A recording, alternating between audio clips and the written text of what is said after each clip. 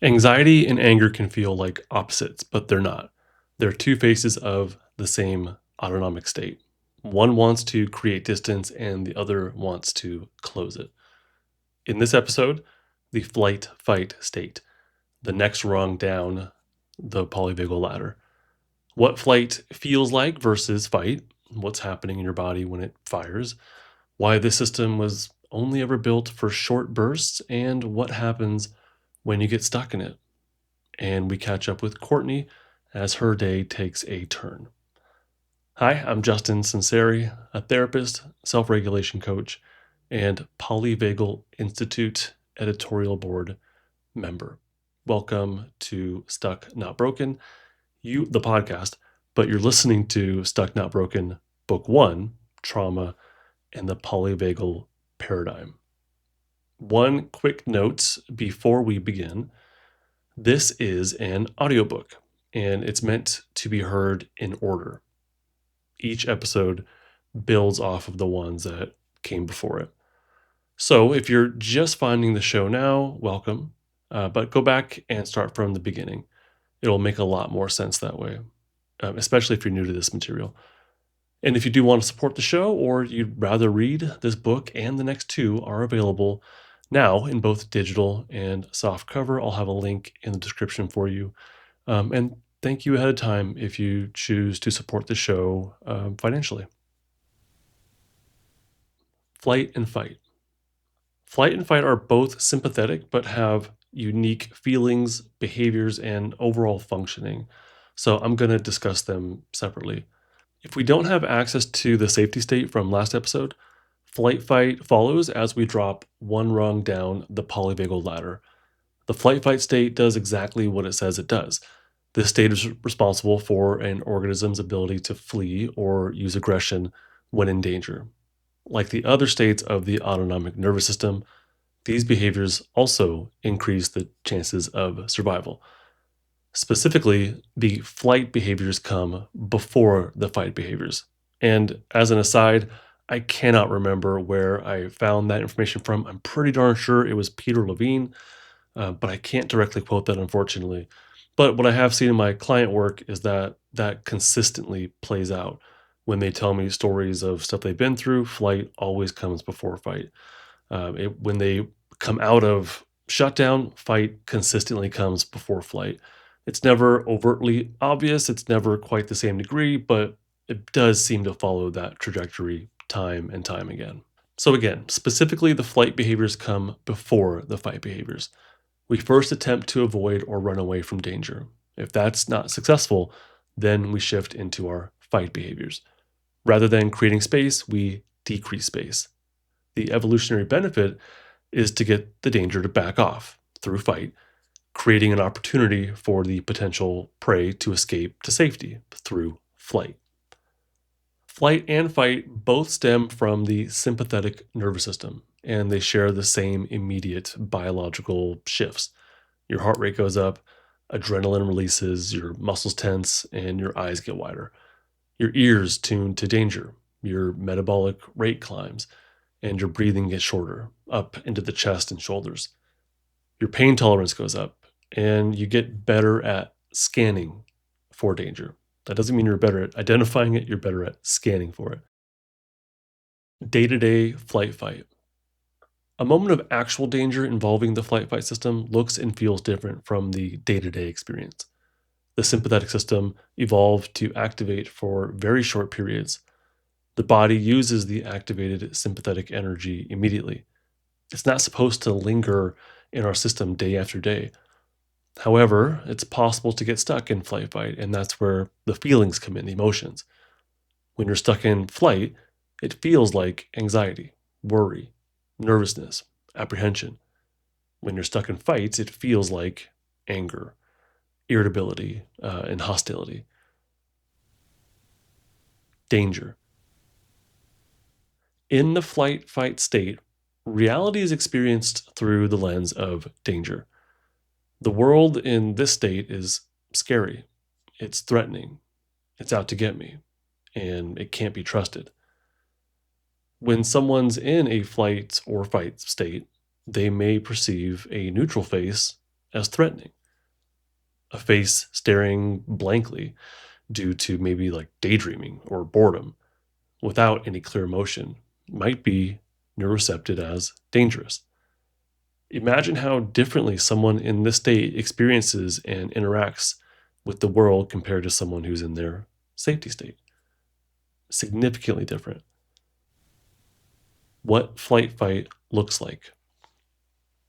The person stuck in a flight fight state is more tense, fidgety, evasive, loud, and direct. This person may be perceived as, or maybe is, more rude and socially inappropriate. This person will have difficulty interacting with fellow students or coworkers, seeing threats in their daily interactions. This person is more likely to flee in anxiety or erupt in anger when something goes wrong. Remember, the body's in a mobilized state. It's prepared to run or fight in the face of danger. Someone in the flight fight state will exhibit behaviors reflective of mobilization. They might not be overtly obvious, but you can observe subtle cues. One of these is in the breath. When flight fight is active, breath becomes shorter and faster. It goes quickly into the chest, and sometimes the shoulders move up and down. Compare this to the safety state, where the breath goes lightly and fully into the belly. As a result of the faster rates of sympathetic breath, the individual will have a quicker rate of speaking and is typically more monotone, lacking vocal prosody. That's the sing songy quality of your voice. In the flight fight state, we have dropped down the polyvagal ladder into defense. Now we create distance from others because we see them as dangerous. Someone in this state will have difficulty with being close physically and emotionally, even with safe others. The more entrenched someone is in their flight fight state, the more pronounced and obvious that these difficulties will be to them and to other people as well. You can recognize someone in a stuck flight fight state through their face. They will no longer use their facial muscles in the same way as someone in safety. They don't smile. Their eyes might be wider. They lack eye crinkles, and their neck won't tilt to the side when they listen. Someone in a lingering flight fight state will have a diminished ability to hear others accurately. Their inner ear muscles are now attuned to listening for dangerous sounds like high pitched screams or low bass sounds like a growl. They may not hear the full range of a loved one's voice or the intention of their words. The individual in flight fight does not understand sarcasm. They don't identify the humor and neurocept the deadpan vocal delivery of sarcasm as a threat. Creating connections with others is a significant challenge for someone in a stuck flight fight state or just a flight fight state. They perceive others as dangerous and miss their safety cues or misinterpret neutral cues. In flight fight, physical closeness is difficult, making relationships more challenging. The flight fight individual avoids interactions with others or might be overly domineering. They may connect with others in a similar flight fight state, though. Gangs, for example, comprise flight fight individuals who share environmental, racial, and cultural similarities. Coming out of flight fight. Ideally, one uses large bursts of movement to release their flight fight sympathetic energy. The individual runs away from an actual danger or uses aggression to mitigate the actual danger. Then they return to safe environments and people in their lives, ideally. This ideal may not be the reality for you, though, but it's still possible to exit from this state and climb the autonomic ladder back into the safety state. Not easy, but possible. The way to get back to the safety state is to mindfully attune your conscious awareness to the inner sensations of stuck flight fight. You must Be curious, not evaluative and judging. Be curious about what it feels like to be in flight fight, then allow those feelings to be present and experienced directly. The conscious awareness and experience enable the stuck energy to begin getting unstuck. Again, not easy, but it's possible. But this can be too much to ask for maybe you and most people. Before delving into the stuck state, that's the work of book 3, build up the strength of the safety pathways, which is book 2. Building safety pathways means mindfully activating and spending more time in the safety state. Mindfulness helps us notice and experience what it's like to feel safe. It's the means to experience practice and build the strength of the safety state. Mindfulness is huge in the self regulation system process. But again, this is the work of the next 2 books. For now, it may be more helpful to notice when your flight fight state activates and when it's calmed or not active. What environmental or interpersonal cues are present as flight fight calms. Let's return to Courtney. The last time we checked in with her, she was with her friends at her aunt's house, but in the back house, tending to her uncle. She and her 2 friends were well anchored in their safety state, just hanging out with each other. Courtney's aunt's home is a gathering place for many people. Most of them Courtney knows. But on this day in particular, a strange man comes to the back house where she and her friends are hanging out on the couches. Courtney and her friends see him come in through the front door. He makes eye contact with them, but doesn't say anything, doesn't smile, or do anything to indicate that he's friendly. Courtney feels a bit of hesitance and discomfort noticeable. The man walks to the back of the back house to check on the uncle. Courtney returns to watching TV with her friends, and they don't think about or talk about it. They just continue hanging out. But then the man comes back out after a few minutes of tending to the uncle. He stands in the room with the TV and Courtney and her friends and asks them how old they are. Of course, they feel uncomfortable, but they say their ages, 16, 17, and 17. One of the girls tells him she has a boyfriend. The other one tells him that they are too young for him and he does not need to worry about it. The man looks at Courtney and asks if she has a boyfriend. She says no, with an uncomfortable laugh. He then asks if she wants to go to the back room with him to check on her uncle.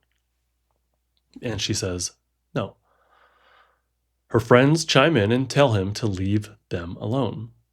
They're too young for him, and he is, quote unquote, acting weird.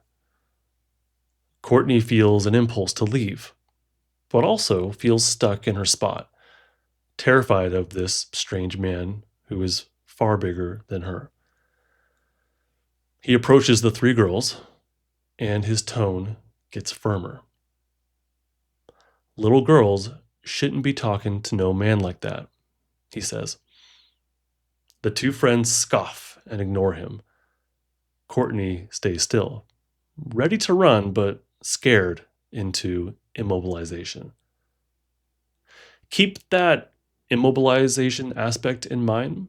It's going to become much more important later on in the next episode and as we continue the story. For now, I want you to recognize Courtney's mobilization impulses that she's already had and that are coming up. The man storms off down the hallway and out of sight again.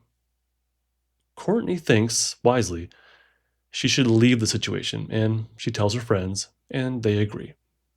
She has some stuff in a back room she needs to collect beforehand before leaving, though.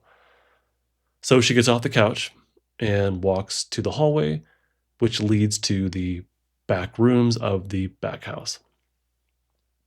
Courtney sticks her head around the wall and peers down the hallway, feeling anxious and breathing shallow.